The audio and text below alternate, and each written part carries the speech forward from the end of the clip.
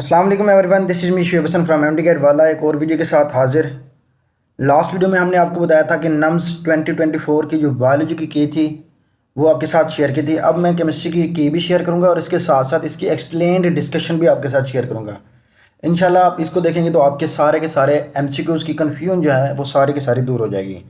तो सबसे पहले हम थोड़ा सा नम्स की तारीफ़ कर लेते हैं कि नम्स ने जिस तरह का पेपर बनाया है। तो आप नम्स के पेपर के बारे में क्या रिव्यूज़ देना चाहते हैं? मैंने लास्ट वीडियो में तो रिव्यूज़ दे दिए हैं, तो आपके क्या फ़ीडबैक हैं नम्स के पेपर के बारे में? आप अपना रिव्यूज़ कमेंट बॉक्स में ज़रूर कीजिएगा कि नम्स का पेपर कैसे था। तो हम देखते हैं क्वेश्चन नंबर 1 है, कैल्शियम होता है कहता है और सल्फ़र आपस में मिलते हैं तो कैल्शियम सल्फाइड बनाते हैं। कहता है if 2 gram of calcium and 4 gram of sulphur are available for reaction. कहते हैं 2 ग्राम कैल्शियम हो और 4 ग्राम सल्फ़र हो, इनका आपस में कराए reaction, the amount of product form. तो इसमें अमाउंट ऑफ प्रोडक्ट कितनी बनेगी? तो इसके लिए जो सिंपल से मेथड है वो यही है कि इसमें सबसे पहले आपने ढूंढना होता है लिमिटिंग रिएक्टेंट। लिमिटिंग रिएक्टेंट ही आपका प्रोडक्ट की जो है क्वांटिटी को बताता है कि इतना प्रोडक्ट बनेगा। तो इसमें उसने 2 ग्राम कैल्शियम दे दिया है और 4 ग्राम सल्फर दे दिया है। तो पहले हमने इसके क्या करना है, नंबर ऑफ मोल्स निकालने हैं, क्योंकि हमने लिमिटिंग रिएक्टेंट पहले फाइंड करना है ना। लिमिटिंग रिएक्टेंट फाइंड करने के लिए पहले हमें इसके नंबर ऑफ मोल्स निकालने पड़ेंगे। इसके बाद इसको कंपेयर किया जाएगा इसके साथ प्रोडक्ट के साथ, जिसके मोल्स कम होंगे वो हमारा क्या होगा, लिमिटिंग रिएक्टेंट होगा। तो अगर हम इसके नंबर ऑफ मोल्स निकालें तो नंबर ऑफ मोल्स का फार्मूला क्या होता है, given mass over molar mass. तो 2 ग्राम इसके कैल्शियम के दिए गए हैं, इसका मोलर मैस कितना होता है 40। इसी तरह 4 ग्राम सल्फर के दिया गया तो इसके मोलर मैस कितना होता है 32। तो 2 ग्राम डिवाइडेड बाय 40 करें तो इसका आंसर आता है 0.0499।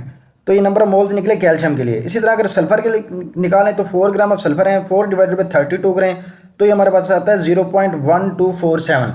तो इसमें जो सल्फर है वो लिमिटिंग रिएक्टेंट नहीं है, जो कैल्शियम है, क्योंकि इसकी जो मोल्स निकले नंबर ऑफ मोल्स वो कम है, 0.0499 है, तो इसलिए क्या हुआ, ये लिमिटिंग रिएक्टेंट हुआ। तो हमारे पास लिमिटिंग रिएक्टेंट निकला है कैल्शियम। तो इसके बाद हम क्या करेंगे, नंबर ऑफ ग्राम्स हम फाइंड करेंगे कि इसके कैल्शियम सल्फाइड के जो हमारे पास प्रोडक्ट बना है। तो इसका सिंपल मेथड यही है, नंबर ऑफ ग्राम्स फाइंड करने के लिए आपके पास मोलर मास होना चाहिए और नंबर 2 इसके पास आपके क्या होना चाहिए, मोल्स होने चाहिए। मोल्स हमने ऑलरेडी निकाल लिया 0.0499, it determines the limiting reactant, और ये हमारे पास क्या होंगे, मोल्स होंगे।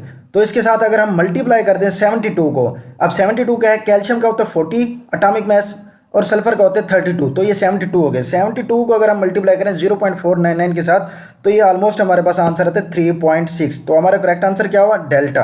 क्वेश्चन नंबर 57 है, select the greatest number of the particle in the following.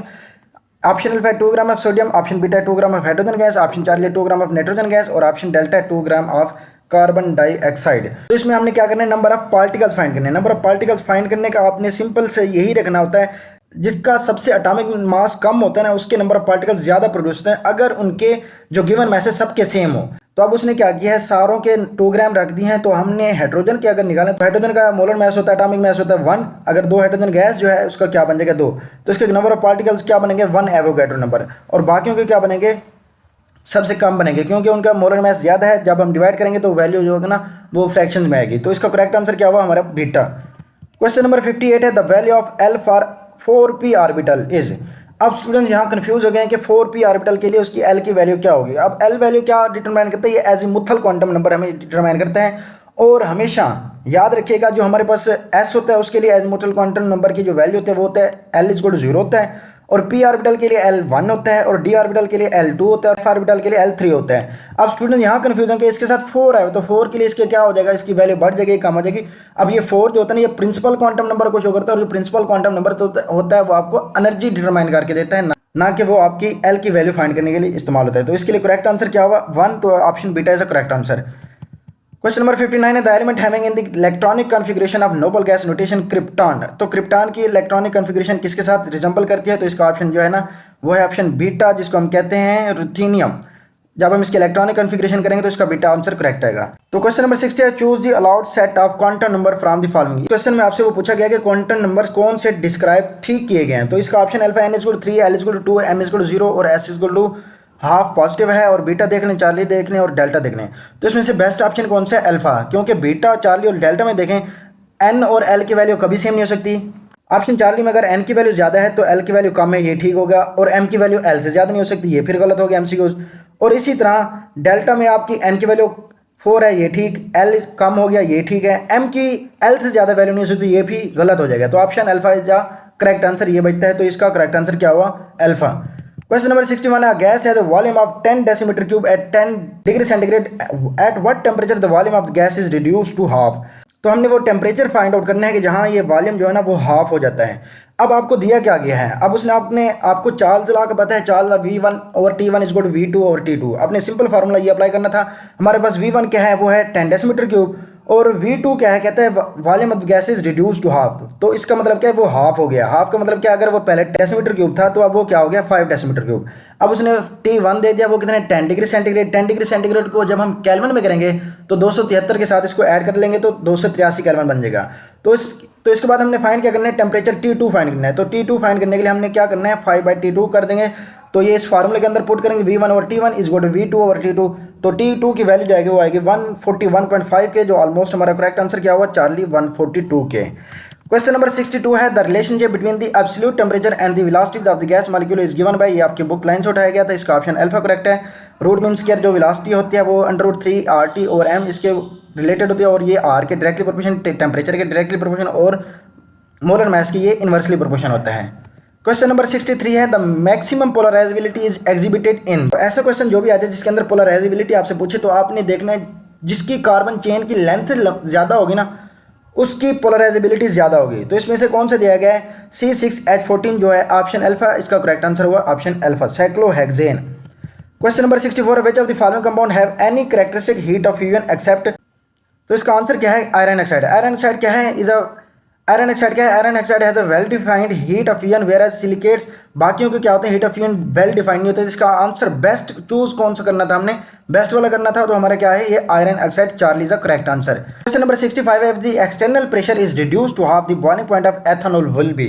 तो आपको पता है बॉइलिंग पॉइंट जो ना वो इफेक्ट होता है एक्सटर्नल प्रेशर से। तो कहता है जैसे हमने एक्सटर्नल प्रेशर किया रिड्यूस टू हाफ तो बॉइलिंग पॉइंट भी कम हो जाएगा। तो इसका आंसर क्या बनता है, बीटा। अब ये रिड्यूस टू हाफ नहीं होगा, इससे कम हो जाएगा 780 से। तो करेक्ट आंसर क्या होगा, बीटा। क्वेश्चन नंबर 66 है iodine is a poor conductor of electricity because of. अब आयोडीन जो होता है ना वो पुअर कंडक्टर ऑफ इलेक्ट्रिसिटी होता है किस केस के अंदर, जब वो उसकी स्ट्रक्चर होता है ना वो फेस सेंटर क्यूबिक स्ट्रक्चर हो, या बॉडी सेंटर क्यूबिक स्ट्रक्चर हो, या टेट्रागोनल स्ट्रक्चर हो, या हेक्सागोनल स्ट्रक्चर हो। तो इसका करेक्ट आंसर है फेस सेंटर क्यूबिक स्ट्रक्चर के अंदर, उसके अंदर फ्लेयर इलेक्ट्रॉन नहीं होते। तो इसका आंसर क्या हुआ, अल्फा करेक्ट हुआ, और इसको अपने अल्फा मार्क कर देना है, और इसका भी आंसर यहाँ आप क्लिक कर दें अल्फा। क्वेश्चन नंबर 67 है predict the shape of caesium chloride having ratio of 0.93। तो इसकी जो होती है ना वो बॉडी सेंटर क्यूबिक होती है, ये आपकी बुक से पिक किया गया था। क्वेश्चन नंबर 68 है the solubility of lead sulphide at 25 degree centigrade is 4.0 cross 10⁻28 then ionic concentration will be. तो आपने इसका सिंपल फार्मूला लगाना था KSP वाला फार्मूला लगाएंगे तो इसका आंसर जो आएगा बीटा करेक्ट आएगा। क्वेश्चन नंबर 70 है select the buffer solution having highest pH। आपको 4 ऑप्शन दिए गए थे, अल्फा बीटा चार्ली डेल्टा। तो आपको मैं एक बता दूं, जो भी कॉन्जुगेट बेस होता है ना एसिड का, कॉन्जुगेट बेस की अगर कंसंट्रेशन हायर हो और एसिड की कंसंट्रेशन लोअर हो तो उसका हाईएस्ट pH शो करता है। तो इसमें से ऑप्शन कौन सा है, डेल्टा जो है ना वो आपका करेक्ट आंसर है, ऑप्शन डेल्टा।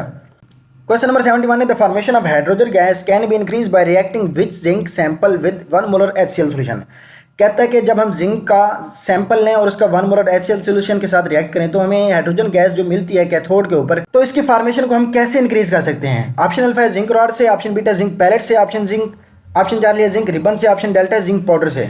तो जिंक पाउडर जो होता है इसका सरफेस एरिया सबसे ज़्यादा होता है, जिसकी मतलब ये है कि हमें ज़्यादा फॉर्मेशन करेगा किसकी, हाइड्रोजन गैस की, as compare to other option. Zinc rod कम करेगा, जिंक पैलेट भी और जिंक रिबन भी। तो ऑप्शन डेल्टा क्या हुआ, हमारा करेक्ट आंसर हुआ। इसके बाद क्वेश्चन है 72 के हमारे पास ये फोटोसेंसिस का एक रिएक्शन देगा, 6 कार्बन डाइऑक्साइड और 6 वाटर मॉलिक्यूल हैं आपस में रिएक्शन करते हैं in the presence of sunlight, तो हमें मिलता है ग्लूकोज और ऑक्सीजन मिलता है। कहते हैं predict the order of reaction, ये आपकी बुक से पिक किया था। तो इसका क्या आता है, 0 ऑर्डर ऑफ रिएक्शन होता है। क्वेश्चन नंबर 73 है delta H not for the sublimation of 1 mole of iodine from the following equation will be. इसका आपने सिंपल सा करना था। अब इसका आपने दिया, एक डेल्टा H दिया हुआ है 151.8 और दूसरा डेल्टा H दिया हुआ है -10.5 किलो जूल पर मोल। तो हमने इसका क्या करना था, हमने इसकी इंथैल्पी ऑफ सब्लिमेशन निकालनी थी। तो इंथैल्पी ऑफ सब्लिमेशन निकालने के लिए हम डिफरेंस करते हैं दोनों का। तो डिफरेंस अगर निकालें तो हमारे पास क्या आता है, बेस्ट करेक्ट आंसर 41.3। तो हमारा करेक्ट आंसर क्या होगा, alpha. Alpha is a correct answer. Question number 74 है विच of the following mechanism is consistent with the rate law rate KNO2 और H2 दिया गया है। आपने इन इक्वेशन में बताना है कि कौन सा करेक्ट ऑप्शन है जो कि रेट लॉ को इस इक्वेशन के मुताबिक फॉलो कर रहा है। तो आपको पता है कि जो स्लोएस्ट स्टेप होता है ना वो हमारा रेट डिटरमाइनिंग स्टेप होता है। अब इन सारे ऑप्शन में देखें तो रेट डिटरमाइनिंग स्टेप वाले हमारे क्या होंगे, स्लो वाले। हमने फास्ट वाले रिएक्शन को हमने अब इग्नोर कर देना है। अब हमने सेलेक्ट करना है कि इनमें से कौन सा करेक्ट होगा। अब आपने इक्वेशन को देखना रेट ला के कि NO के साथ कितने मोल्स हैं, इसके 2 मोल्स हैं, तो हमारा ऑप्शन अल्फा में के अंदर क्या है, 2 मोल्स हैं। और H2 के साथ कितने मोल्स हैं, 1 मोल है, तो इसके साथ 1 मोल है। अगर ऑप्शन चार्ली में देखेंगे तो इसके 2 मोल हैं और इसके भी 2 मोल हैं। और ऑप्शन डेल्टा में देखें इसका 1 मोल है, इसका 1 मोल है। तो आपने क्या करना है, जो रेट ला में इक्वेशन ये दी गई ना, इसमें से आपने सेलेक्ट करना है। तो इसमें से कौन सा ऑप्शन करेक्ट बन रहा है, ऑप्शन अल्फा, क्योंकि NO के साथ 2 मोल्स हैं और H2 के साथ 1 मोल है, तो ये स्लोएस्ट स्टेप होगा और हमारा रेट डिटरमाइनिंग स्टेप होगा। Question number 75, identify standard enthalpy of reaction for the following reaction. तो हमने इसमें क्या करना है, standard enthalpy of reaction find करनी है। तो स्टैंडर्ड एंथैल्पी ऑफ रिएक्शन क्या होती है, जब 1 मोल प्रोडक्ट बन रहा होता है उसकी स्टेट्स भी सेम होनी चाहिए। तो इसका करेक्ट ऑप्शन क्या है, बीटा। बाकी में देखें तो ऑप्शन इसके जो इसमें गैसेज है, इसमें गैसेज, इसमें लिक्विड है, तो ये करेक्ट हो, ये रॉन्ग हो गया। इसमें 1 मोल नहीं बन रहे, इसमें 2 से ज़्यादा मोल बन रहे हैं। तो हमारा करेक्ट आंसर क्या हुआ, ऑप्शन बीटा कि कार्बन मोनोऑक्साइड और हाफ O2 अगर आपस में मिले तो ये CO2 बनाते हैं। ये आपकी बुक से भी पिक किया गया, बुक के अंदर ये एग्जांपल लिखी हुई है। क्वेश्चन नंबर 76 स्टूडेंट ने मेरे साथ शेयर नहीं किया, वो ऐसा था कि उसके अंदर हमने कोई हाइब्रिडाइजेशन बतानी थी, कोई स्ट्रक्चर दी गई थी, वो आपके लिए ईजी था। क्वेश्चन नंबर 77 है कि zinc rod act as cathode when coupled with magnesium electrode, this is because reduction potential of. अब आपका ये क्वेश्चन पिक किया गया इलेक्ट्रोकेमिकल सीरीज में से। अब वो कह रहे हैं कि ये जिंक जो है ना वो एक्ट एज कैथोड करता है जब उसका रिडक्शन पोटेंशियल हो, क्या होता है, ज़्यादा होता है ना जब वो एक्ट एज कैथोड करेगा। अब इलेक्ट्रोकेमिकल सीरीज के अंदर देखें ना, ऊपर वाले जो होते हैं ना हाइड्रोजन से ऊपर वाले, तो वो एक्ट एज एनोड करते हैं और नीचे वाले कैथोड करते हैं। अब हम देखें इलेक्ट्रोकेमिकल सीरीज में पहले आता है लिथियम, फिर आता है पोटाशियम, फिर आता है कैल्शियम, फिर आता है सोडियम, फिर आता है मैग्नीशियम, फिर आता है एल्यूमिनियम, फिर आता है जिंक। तो जिंक नीचे दिया गया, तो जिंक क्या क्या होता है, रिडक्शन पोटेंशियल ज़्यादा होता है, इसलिए ये क्या करता है, एक्ट एज कैथोड करता है। और मैग्नीशियम का रिडक्शन पोटेंशियल कम होता है, वो एक्ट एज क्या करता है, एनोड करता है। तो करेक्ट आंसर क्या हुआ, अल्फा। क्वेश्चन नंबर 78 है placing rod of iron metal in solution of copper sulphate CuSO4, ये CuSO4 है, इसको करेक्ट करना। तो option alpha copper will be deposited, option beta Fe precipitate out, option चार लिया copper and Fe both resolve, option delta है no reaction take place. अब कहते हैं जब हम आयरन के मेटल को हम डिप करते हैं या उसको प्लेस करते हैं कॉपर सल्फेट के सोल्यूशन के अंदर, आयरन क्या होता है, वो मोस्ट रिएक्टिव होता है। आयरन मोस्ट रिएक्टिव होता है, इसलिए वो क्या करता है, कॉपर को वो डिस्प्लेस कर देता है। तो कॉपर को जब वो डिस्प्लेस करता है तो हमारे पास क्या बनता है, FeSO4 बनता है। तो FeSO4 बनता है तो उसका कलर क्या होता है, ग्रीन। तो इसमें ऑप्शन हमने कौन सा सिलेक्ट करना है, उसने आयरन ने क्या किया था, कॉपर को डिस्प्लेस कर दिया था। तो कॉपर को डिस्प्लेस किया, डिपॉजिट किया, तो ऑप्शन क्या हुआ हमारा, option alpha is a correct answer. 78 के बाद क्वेश्चन नंबर 79 है, कहते हैं in CH3Cl bond length of carbon chloride is 176.7 pm picometre and covalent radius of chlorine atom is 99.4 pm the covalent radius of carbon atom is. इसमें हम क्या करेंगे, तो इसका सिंपल सा तरीकाकार यही होता है कि जो हमारे पास कार्बन क्लोराइड का है वो 176.7 है, तो इसमें से क्लोरीन को उसने हमें दे दिया है 99.4, तो हमने 176.7 में से 99.4 अगर हम इसमें से माइनस करते हैं तो हमारे पास क्या आता है, ऑप्शन 77.3 पिकोमीटर जो होता है, इसका करेक्ट आंसर आएगा जो कि डेल्टा है। क्वेश्चन नंबर 80 है correct order of decreasing electron affinity of group 7 is. अब इलेक्ट्रॉन एफिनिटी जो होता है वो डाउन द ग्रुप डिक्रीज होती है, लेकिन फ्लोरीन की electron affinity as compare to chlorine कम होती है। इसकी वजह क्या है, क्योंकि फ्लोरीन का जो होता है साइज छोटा होता है, इसकी वजह से यहाँ डेविएशन पाई जाती है। तो option beta is the correct answer, chlorine की सबसे ज़्यादा, फिर फ्लोरीन की, फिर ब्रोमीन की और फिर आयोडीन की। तो करेक्ट आंसर हुआ हमारा बीटा। क्वेश्चन नंबर 81 है predict the highest bond energy of the following single bond. तो आपने क्या करना था, हाईएस्ट एनर्जी फाइंड करनी थी जो सिंगल बॉन्ड है, carbon hydrogen, carbon nitrogen, carbon oxygen और कार्बन कार्बन। तो कार्बन हाइड्रोजन की जो होती है ना हाईएस्ट बॉन्ड एनर्जी होती है, क्योंकि कार्बन के साथ जो दूसरा एटम दिया गया है हाइड्रोजन, वो स्मॉलर एटम है as compare to nitrogen, oxygen और कार्बन। तो इसमें क्या हुआ, इसकी बॉन्ड एनर्जी भी ज़्यादा होगी क्योंकि इनकी शॉर्टर बॉन्ड लेंथ होती है। तो करेक्ट आंसर क्या हुआ, अल्फा। तो इसके बाद क्वेश्चन नंबर 83 कहता है कि एक कंपाउंड है जिसका हम सोडियम बाइकार्बोनेट के साथ रिएक्शन करें तो हमें कंपाउंड Y मिलता है। हमने ये कंपाउंड Y बताना था कि क्या होता है। तो ऐसा भी रिएक्शन जो भी आ जाए जिसमें CO2 और H2O बन रहे होते हैं ना, उसमें मोस्टली प्रोबेबली क्या चांस होता है कि उसके अंदर कार्बोक्सिलिक एसिड ही साथ बन रहा होता है। तो कहते हैं जब हम सोडियम बाइकार्बोनेट के साथ ये कार्बोक्सिलिक एसिड वाले चैप्टर से पिक किया गया था, तो ये उसके रिएक्शंस में से क्वेश्चन पिक किया गया था। तो इसका करेक्ट ऑप्शन क्या बनता है, डेल्टा, क्योंकि ये कार्बोक्सिलिक एसिड ही इसके साथ बनेगा और CO2 बनेगा और उसके साथ H2O बनेगा। क्वेश्चन नंबर 84 कहते हैं एक कंपाउंड है उसके साथ जब हम आयोडीन के साथ रिएक्शन करते हैं in the presence of sodium bicarbonate तो हमें कंपाउंड B मिलता है और उसके साथ उसका साल्ट मिलता है और इसके साथ सोडियम आयोडाइड मिलता है और ये H2 मिलता है। ये रिएक्शन था आपका आयोडोफॉर्म रिएक्शन से, हाइलोफॉर्म रिएक्शन में से। तो हमने इसमें से कंपाउंड B जो है इसको हमने फाइंड करना था, कंपाउंड Y इधर सॉरी लिखा हुआ है, हमने इसको कंपाउंड B फाइंड आउट करना है। तो ये क्वेश्चन आपके हेलोफॉर्म रिएक्शन या आयोडोफॉर्म रिएक्शन से पिक किया गया था। तो आयोडोफॉर्म या रिएक्शन या हेलोफॉर्म रिएक्शन क्या होता है, तो ये डिस्टिंग्विश करता है मिथाइल कीटोन्स को अदर कीटोन्स से। तो जब भी हम हेलोफॉर्म रिएक्शन कर रहे होते हैं तो in the presence of base कर रहे होते हैं, और इसके साथ बेस क्या होते हैं, NaOH हो सकती है, या X2 क्या हो हमारे पास हेलोजन, हेलोफॉर्म जो भी आ सकते हैं, ब्रोमीन हो सकता है, क्लोरीन हो सकता है, आयोडीन वगैरह कोई भी हो सकता है। तो हमें प्रोडक्ट में क्या मिल रहा होता है, उसका साल्ट मिल रहा होता है या फिर उसका एसिड मिल रहा होता है। तो इसका जब हम देखेंगे तो इसमें करेक्ट आंसर क्या दिया गया है, इसका एसिटिक एसिड, ये एसिड बनेगा, तो ऑप्शन क्या हुआ, बीटा करेक्ट हुआ। तो इसके बाद क्वेश्चन नंबर 85 है, select the carboxylic acid with highest melting point. तो आपको पता है कि मेल्टिंग पॉइंट जैसे ही कार्बन चेन बढ़ती जाती है तो उसका मेल्टिंग पॉइंट भी बढ़ता जाता है। तो इसमें से देखें एथेनोइक एसिड है, प्रोपेनोइक एसिड है, ब्यूटानोइक एसिड है और पेंटानोइक एसिड है। तो कार्बन चेन की पेंटानोइक एसिड में C5 है, तो इसका मतलब क्या है कि इसकी चेन लेंथ ज्यादा है, तो इसका मेल्टिंग पॉइंट भी ज्यादा होगा। करेक्ट आंसर क्या होगा हमारे पास, delta. Question number 86, identify the following compound having shortest bond length. इसमें हमने शॉर्टेस्ट बॉन्ड लेंथ ढूंढनी थी, तो इसका जो ऑप्शन था वो फॉर्मामाइड था, क्योंकि इसके अंदर जो कार्बन नाइट्रोजन डबल बॉन्ड होता है उसकी जो लेंथ होती है वो शॉर्ट होती है, क्योंकि कार्बन नाइट्रोजन डबल बॉन्ड जो डबल बॉन्ड होता है ना, डबल बॉन्ड उसकी length as compare to single bond shorter consider की जाती है। तो इसका ऑप्शन क्या हुआ, फॉर्मामाइड हुआ, option beta is the correct answer. इसके बाद क्वेश्चन नंबर 87 है, identify the alkene which gives only one type of aldehyde upon ozonolysis. तो इसका करेक्ट ऑप्शन है 2-मिथाइल प्रोपीन, क्योंकि जो 2-मिथाइल प्रोपीन की जब हम ओजोनोलाइसिस करेंगे तो हमें सिमेट्रिकल दो प्रोडक्ट मिलेंगे जो कि होंगे फॉर्मल्डिहाइड। तो इसका करेक्ट आंसर क्या हुआ, beta two methyl propene. Question number 88 है, identify the correct increasing order of reactivity of carbonyl compound towards nucleophilic addition reaction. Nucleophilic addition reaction की तरफ हमने इसकी रिएक्टिविटी ऑर्डर बताना था, तो इसका ऑप्शन डेल्टा करेक्ट है, क्योंकि पहले फॉर्मल्डिहाइड, फिर एसिटाल्डिहाइड, फिर कीटोन्स वगैरह और फिर एटसेट्रा। तो इसका करेक्ट आंसर क्या हुआ, डेल्टा। क्वेश्चन नंबर 89 है, the increasing order of reactivity of alcoholic towards the nucleophile is. तो इसमें से हमने रिएक्टिविटी ऑर्डर ढूंढना था टुवर्ड्स द अल्कोहल, तो इसमें हमने क्या बताना था, रिएक्टिविटी ऑर्डर बताना था अल्कोहल का। अब आपको पता है कि प्राइमरी अल्कोहल होते हैं, सेकेंडरी अल्कोहल होते हैं और टर्शियरी अल्कोहल होते हैं। प्राइमरी अल्कोहल जितने वो ज़्यादा रिएक्टिव होते हैं सेकेंडरी अल्कोहल से और टर्शियरी अल्कोहल से। तो ऑर्डर ऑफ रिएक्टिविटी क्या है, primary alcohol is more reactive than secondary alcohol than tertiary alcohol. इसकी रीजन क्या है, जो टर्शियरी अल्कोहल होता है वहाँ बल्कि ग्रुप होता है, स्टीरिक हिंड्रेंस होती है, जिसकी वजह से वो ज़्यादा स्टेबल होते हैं, ज़्यादा स्टेबल होने की वजह से वो लेस रिएक्टिव हो जाते हैं। तो इसमें हमने देखना कि रिएक्टिविटी ऑर्डर देखना है, रिएक्टिविटी ऑर्डर में हमारा क्या होगा, प्राइमरी सबसे ज़्यादा रिएक्टिव होगा, सेकेंडरी कम होगा और टर्शियरी उससे भी कम होगा। तो ऑप्शन 4 में देखेंगे तो ये प्राइमरी है, ये 2-मिथाइल 1-पेंटानोल ये प्राइमरी है, 3-मिथाइल 2-पेंटानोल ये सेकेंडरी और 2-मिथाइल 2-पेंटानोल ये हमारा टर्शियरी है। तो टर्शियरी हमारे पास क्या हुआ, सबसे कम रिएक्टिव हुआ, सेकेंडरी उससे कम रिएक्टिव और जो प्राइमरी है वो सबसे ज़्यादा रिएक्टिव होता है। तो ऑप्शन का करेक्ट आंसर क्या हुआ, Charlie. Question number 90, the most reactive alcohol towards Lucas reagent is. तो इसमें हमने क्या करना है, रिएक्टिविटी बतानी है अल्कोहल की टुवर्ड्स ल्यूकास रिएजेंट। तो इसमें देखें जो टर्शियरी होता है वो सबसे ज़्यादा रिएक्टिव होते हैं। तो इसमें जो स्ट्रक्चर है टर्शियरी की वो है चार्ली वाली। तो इसमें से देखें 2-मिथाइल 2-ब्यूटानोल, इसकी मैंने स्ट्रक्चर भी बना दी है, 2-मिथाइल है और ये 2-ब्यूटानोल है। तो ये स्ट्रक्चर टर्शियरी बन रही है, तो इसके लिए करेक्ट आंसर क्या हुआ हमारा, चार्ली। तो अच्छा, इसके बाद क्वेश्चन नंबर 91 है, the most readily sulphonated compound is option alpha benzene, option beta chlorobenzene, option 4 nitrobenzene और ऑप्शन डेल्टा टॉलुइन। ये एमसीक्यूज आपकी एक्सरसाइज से पिक किया गया था और उसकी मैं आपको एक्सप्लेनेशन भी बता देता हूँ कि जो बेंजीन रिंग के ऊपर अगर हम लगा दें मिथाइल ग्रुप तो इसे कहते हैं हम टॉलुइन।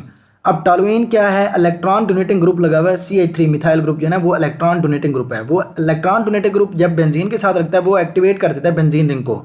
तो इसके लिए क्या हो जाएगी, सल्फोनेशन आसान हो जाएगी एज कम्पेयर टू क्लोरोबेंजीन और नाइट्रोबेंजीन, क्योंकि वो नाइट्रोबेंजीन क्या है हमारे पास, नाइट्रो ग्रुप क्या है, इलेक्ट्रॉन विड्रॉइंग ग्रुप होता है, और क्लोरोबेंजीन ये भी इलेक्ट्रॉन डोनेटिंग ग्रुप होता है। लेकिन इधर जो क्लोरो ग्रुप होता है ना, क्लोरो ये क्या होता है, नेगेटिव आई इफेक्ट शो करता है, इंडक्टिव इफेक्ट शो करता है, जिसकी वजह से हम इसको प्रेफरेंस नहीं देंगे। तो हम प्रेफरेंस किसको देंगे, टॉलुइन को। तो करेक्ट आंसर हुआ हमारा डेल्टा। क्वेश्चन नंबर 92 है, select the alkene showing geometrical isomerism. तो इसमें से हमने सिलेक्ट करना था कि कौन सा ज्योमेट्रिकल आइसोमरिज्म शो करता है, इसकी हमने स्ट्रक्चर बना के इसको आपका पता लग जाना था।